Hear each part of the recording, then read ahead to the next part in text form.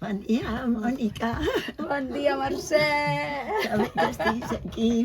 Ai, m'encanta venir a casa teva. A mi que estiguis aquí. Sí.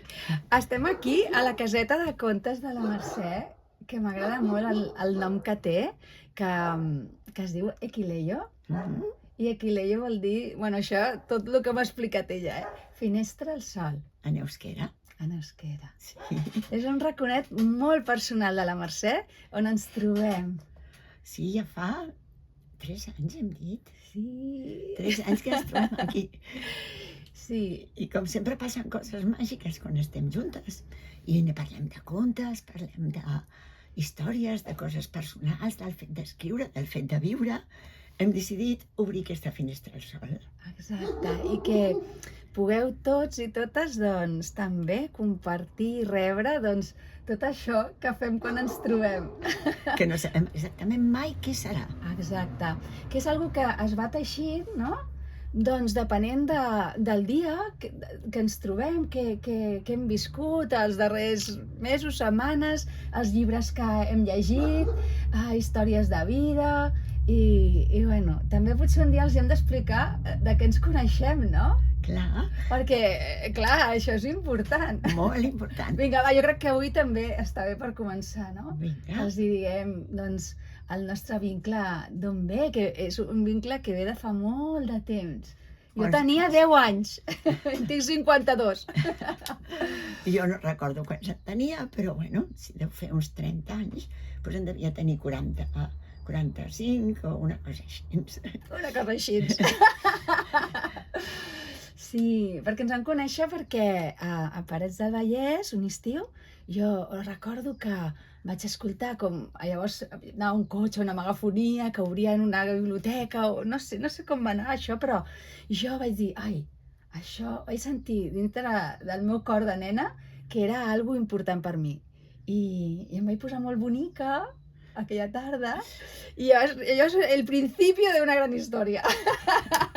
Perquè per la Mercè, o sigui, allò va ser algo, no? que va ser també algo molt important a la teva vida, no? Moltíssim, moltíssim, moltíssim. Arribar a una biblioteca, a un poble al que no coneixia ningú, on havia d'intentar que la biblioteca tingués un lloc en la vida doncs, de moltes persones d'aquell poble, sobretot dels infants i dels joves, perquè la biblioteca era infantil i juvenil. Exacte, això és important. I llavors, doncs bé, recordo que això, no? que era tot un repte. A mi jo sempre he estat una bona lectora, m'havia agradat molt llegir, tenia un bon bagatge a les meves esquenes d'autors i de llibres que considerava que eren importants, però bé, com posar-los en contacte amb els nens va ser tot un descobriment per tots, no? I jo sempre he dit que els nens, com tu, em veu fer de mestres. Jo sí que tenia les orelles verdes, com deia en Gianni Rodari, per escoltar-vos, amb molt de respecte i amb molt de carinyo, i a poc vaig anar descobrint junts maneres de fer aquest caminet.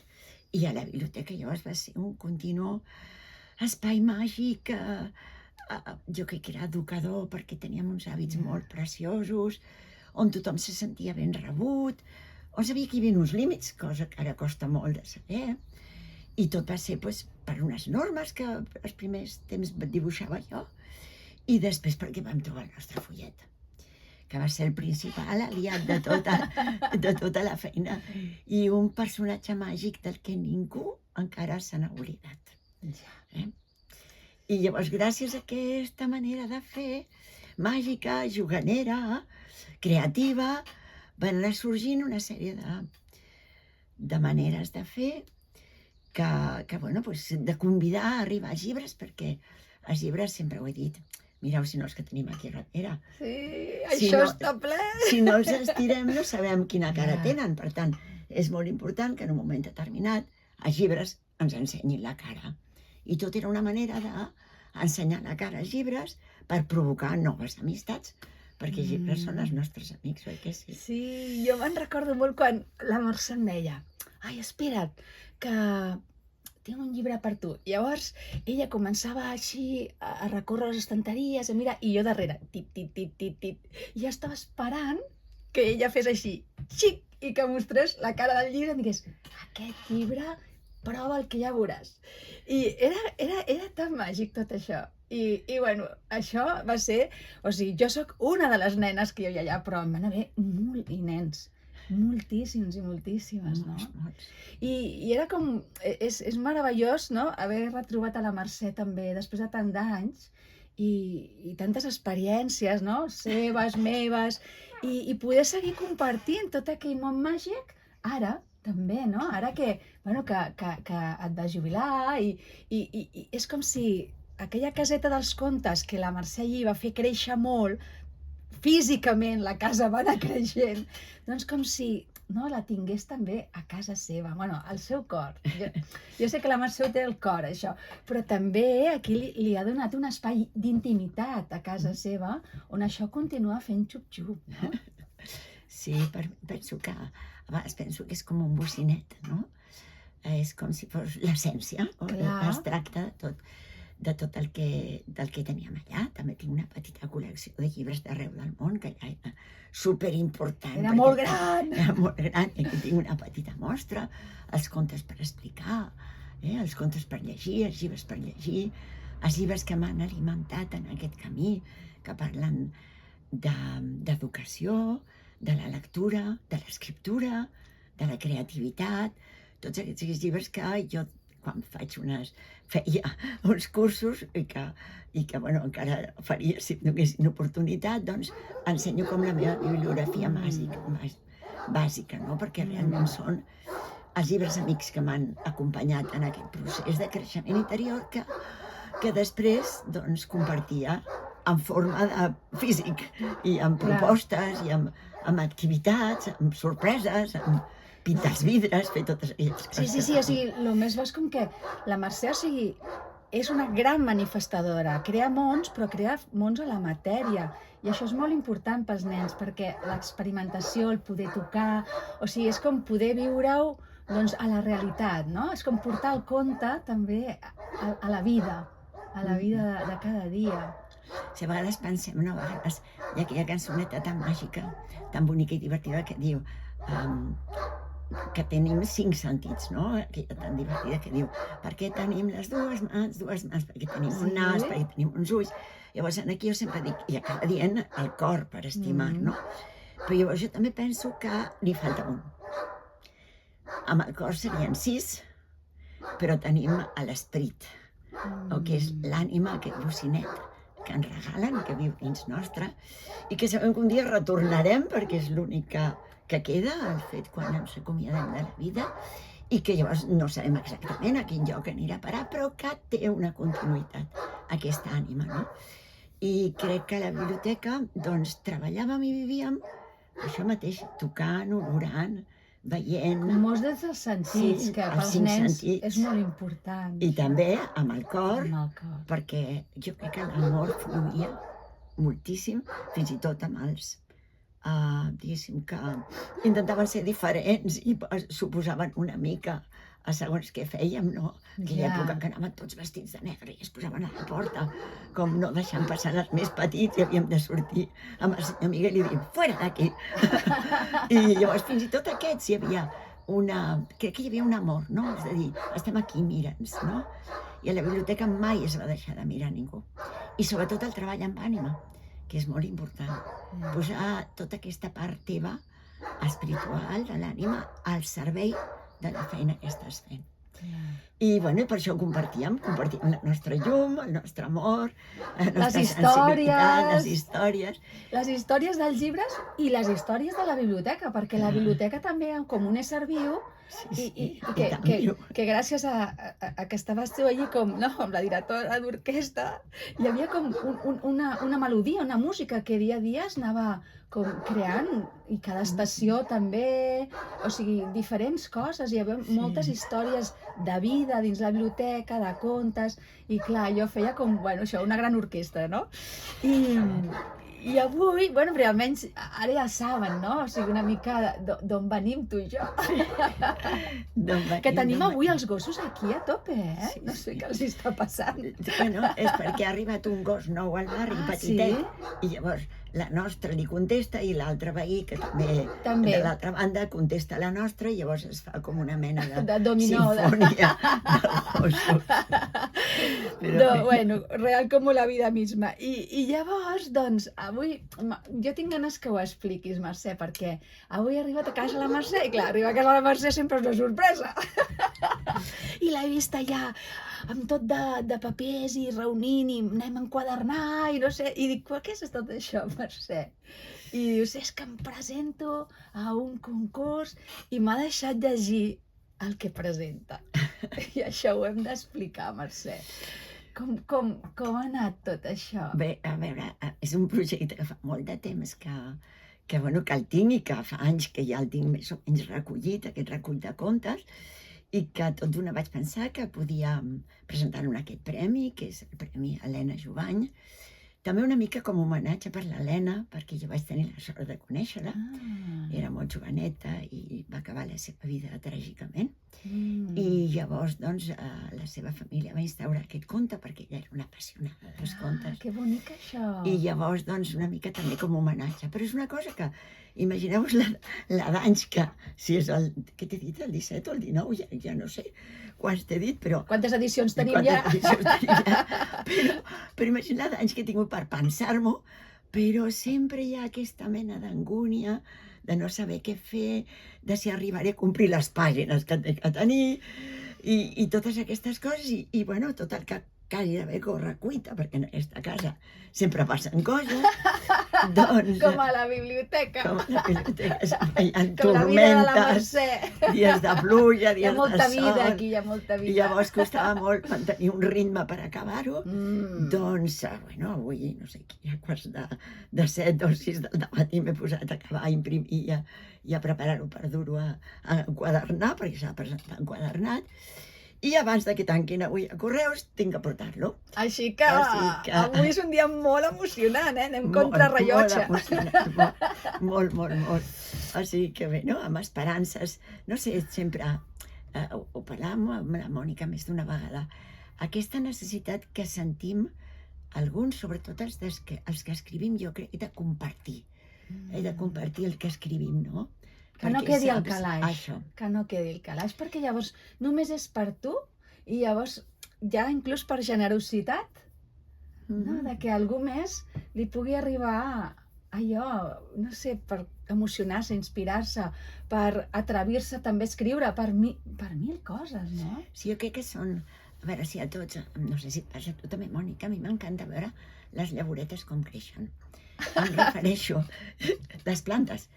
Tinc una orquídia que estava mig morta, la vaig tornar a plantar i no sé com, està començant a treure fulletes i jo cada dia que la veig dic, ui, quin esforç que està fent, no?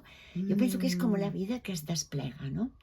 Llavors, els contes estan plens de llavoretes. Jo tenia la sort a la biblioteca de veure com aquestes llavoretes que anaven sembrant els contes creixien amb vosaltres. Clar, com la terra nosaltres, els nens, no? Bueno, ui, això en parlarem. Això en parlarem, ui, que parlarem. Els homes som, d'aquí ve la nostra paraula, ens diem homes, que ve d'humus, que vol dir terra fèrtil. Per tant, nosaltres som terra fèrtil, els contes tenen llavoretes que creixen dins nostre, llavors aquestes llavoretes arrelen amb nosaltres i fan de filtre de tot allò que la vida ens regala, i llavors això ens fa créixer, ens fa ser diferents. Mai, jo crec que no conec a ningú que hagi entrat dintre un conte de veritat, alerta, que no tots els contes són contes de veritat, això és cert, però dintre d'un conte de veritat hi surt igual. És impossible, és impossible. I tu no te n'adones, però ets diferent, perquè aquelles llavoretes estan dintre teu i ja comencen a moure's aquí dintre. En definitiva, quan arrelen, aquests contes, llavoretes que estan dins nostre, no se'n van mai, O sigui, un pot tenir 90 anys i de sobte aquell conte que va deixar aquella arreleta amb tu, de sobte es lliga amb la teva vida de cada dia. Eclosiona alguna cosa. I torna a florir o torna a donar aquell fruit. Per tant, ja no sé per què m'he perdut, per tant, jo crec que per mi que m'agrada aquesta transmissió de vida, que m'ha agradat sempre, no? Pensar, com deies tu, amb els nostres avantpassats, el que ens han transmès de paraula, el que ens han transmès els amics llibres, que són també persones que han influït a la nostra vida i tot això, doncs, esclar, penses que si ells no ho haguessin comunicat, Tot això no hi seria no ara. seríem diferents. Seríem menys rics perquè tot això és això que ens fa créixer sempre, ens fa somiar, l'altre dia vaig llegir un llibre que deia algo així com ¿para qué escribir poesía en tiempos de miseria? Pues sí, precisamente, no? Clar. Para aportar un poco de luz. Perquè hi ha moments en què un conte, una poesia, et dona la força, l'esperança per seguir endavant, per exemple. És que és tant el que ens donen, no? Molt. O sigui que jo crec que això és un invent magnífic, el millor de tots. Sí. Jo sempre he vist que poques persones contemplen el fet d'escriure i de llegir com un mitjà de comunicació. Tant que parlem de mitjans de comunicació, el més important és aquest. Jo escric i, per tant, estic comunicant amb mi mateix el que en aquest moment estic sentint, ho escric en un paper. Aquest paper, sigui per carta, sigui com sigui, t'arriba a tu i tu, com saps llegir, el llegeixes. I aquelles paraules viuen amb tu i et mouen a tu. Per tant, ens estem comunicant. I crec que és el mitjà de comunicació més preciós que hi ha. I quan es fa a mà, ja és fantàstic, no? Sí.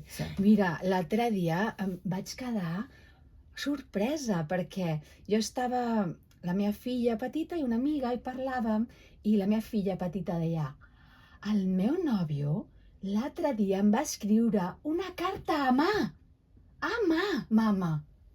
I jo vaig quedar com... Clar, però és que en les noves generacions l'escriptura a mà era gairebé com un raravis.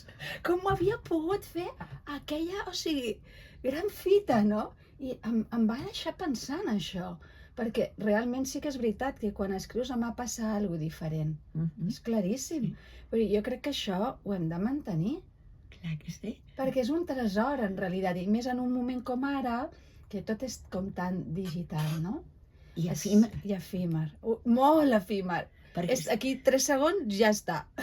Clar, perquè tu penses, no?, que les cartes es queden, les guardes, les pots rellegir. I tenen matèria, és algo físic. Sí. És com algo que està en el teu entorn, no? Com una nou, una tetera, una tassa, té cos, té cos. Algun dia parlarem llargament de la correspondència i la importància d'aquestes cartes. Quantes coses. Aquí podem descobrir moltes coses, perquè a mi m'agradaria molt fer, doncs, una mica com fèiem a la biblioteca, quan ja sabíeu llegir, i veníeu i em dèieu: Mercè, què puc llegir? I jo li deia: fes màgia.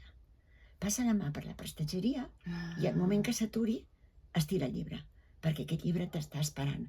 Jo també penso que aquí tenim mils de coses, llibres, objectes que tu pots, de sobte podem jugar al bé o el veig. També, mira, i que tu diguis: ai, què és això? I jo t'hagi d'explicar la història de per què aquest llibre, què significa per mi, què significa per tu, perquè potser trobem una... Jo crec que cada trobadeta d'aquestes acabarem fent alguna cosa així. Què et sembla? Molt bé. Vols fer-ho, Mercè? Vols triar-ne un? No sé, perquè em sembla que avui ens estem allargant molt. Però sí que és veritat que jo vull dir que quan la Mercè m'ha deixat llegir, ara que deies això de la mà, no? Quan avui la Mercè m'ha deixat llegir el seu manuscrit, i jo tenia, mira, una mà de sota, i he començat a sentir que la meva mà, com si fos un cor, o sigui, com que hi havia un batec. I jo l'he explicat a la Mercè, mira quines coses, perquè a mi fa molt temps, a vegades quan llegia un llibre, que sentia que realment hi havia vida, hi havia essència, hi havia una veu autèntica darrere, doncs el tenia així, agafat amb les mans, els polzes, em bategàvem, i per mi era com una senyal que estava davant d'un llibre que era important per mi. Vull dir que jo també connecto molt amb això que explicaves, no?, de passar la maneta. I per últim, avui potser no el traurem, però jo sí que vull fer esment d'un llibre en concret, un conte, que em va regalar la Mercè la primera vegada que vaig venir en aquesta caseta, i em va dir: mira, tinc un llibre per tu. I va treure La senyoreta Emília. Ah, I clar, connectant amb això que deies, que tots som terra i que arribem llavors, a mi aquell conte, clar, quan el va obrir i el va començar a explicar, i em va emocionar tant, i és un llibre que si algú vol buscar, va d'això, una pues miqueta, el no? puc aixecar, a veure si el trobo. Vinga, va! I com a I mínim explica'ns l'ensenya. I serà... algo d'aquest conte, perquè per mi em va emocionar tant, i després me'l vaig comprar de segona mà perquè dic, no el trobava, però va ser com jo aquest llibre el vull tenir físicament a casa meva, doncs perquè em vaig veure, jo era la senyoreta Emília. Jo he fet això durant molt de temps, de moltes maneres, no?, el que explica aquest conte. I aquesta és com també la màgia de la Mercè, que té un... És com, la Mercè és com una biblioteca gegant de tot el que ha llegit i de tots els contes que han passat per la seva vida. I llavors ella té com el do de quan està amb tu, connecta, no? T'enllaça a tu amb un d'aquests contes meravellosos i el treu, no?, de l'estanteria o de dins seu, és igual, i te'l conta, no? I jo vull dir una altra cosa també que m'agrada molt de la Mercè, que és que ella explica els contes d'una manera, clar, cadascú té la seva, no?, que fa que et vagin entrant, no? Fa un temps jo vaig sentir com que quan expliquem els contes els il·luminem, no? És com que s'encenen. O sigui, el conte el llegeixes i ja et dona, però quan algú te'l conta, li posa veu, doncs alguna cosa extra passa, no? I a mi m'agrada molt escoltar els contes de veu de la Mercè, perquè té aquesta veu com de vellut que et va entrant i se't cola, saps? Se't cola i quan et dones compte ja és dins, molt endins teu. I s'està amagant molt aquesta senyoreta Emília avui, eh? Sí. S'està amagant perquè encara no, ja tinc un sistema no bibliotecari. Té un sistema, o sigui, té el sistema de la maneta. I avui... La intuïció, que mai falla. Mai falla. Bueno, pues explicaré una miqueta. Aquest conte... Buscarem la foto i també la posarem. La posarem. És la història d'uns nens que van a jugar al parc a la tardor. Ah, potser magives de tardor, vés a saber. Ara he trobat la pista. Sí, és com poder també viure com a vegades des de la intuïció, no? I fer-nos cas de petites senyals o d'aquelles coses que per nosaltres no sabem explicar molt bé per què, però són importants, perquè connecten amb qui som. I quan ens movem, no?, escrivint, explicant contes o vivint la vida des de qui som, doncs passen coses màgiques. Per mi la màgia en realitat és això, és viure des del cor i des del sentir, no? I a veure, sembla que la Mercè l'ha trobat. Sí, això és com dir la paraula màgica. La paraula màgica és tardor. Quina gràcia! Ara ha passat alguna màgic. No és aquest. No és aquest, però vinga, en descobriré. Perquè la senyoreta Emília era aquella que anava sembrant... Ah, les llaboretes. Les llaboretes. Però no, avui parlarem de la senyoreta Amèlia. Vinga. Oh, sí? Has vist com... Però això és la màgia dels nostres encontres. Com nosaltres diem. Perquè això no és una casualitat, això que ha passat ara. No és una casualitat. Vinga, Mercè, cuéntanos. Aquesta és la història d'una senyoreta que es deia Amèlia, que estimava els ocells i sobretot l'olor que feien els préssecs madurs. I llavors la seva casa era com una, no sé com dir-ho, perquè en català no sé com es diu, una pajarera. Sí, en castellà jo també. Plena d'ocells sempre, dels quals ella cuidava. I bé, però hi ha un detall que no us he explicat. La senyoreta Emília era tan petiteta, gairebé com un ocellet o una mica més gran, però no gaire més gran. No gaire més. O sigui que per enfilar-se on vivien els ocells tenia que enfilar-se per una escaleta per poder arribar a posar-los el menjar. I bé, vet aquí que un dia de tardor estava ella collint fulles de tardor En el parc quan van aparèixer 3 nens i quan la van veure tan feliç recollint fulles, es van afegir ells també a collir fulles amb ella.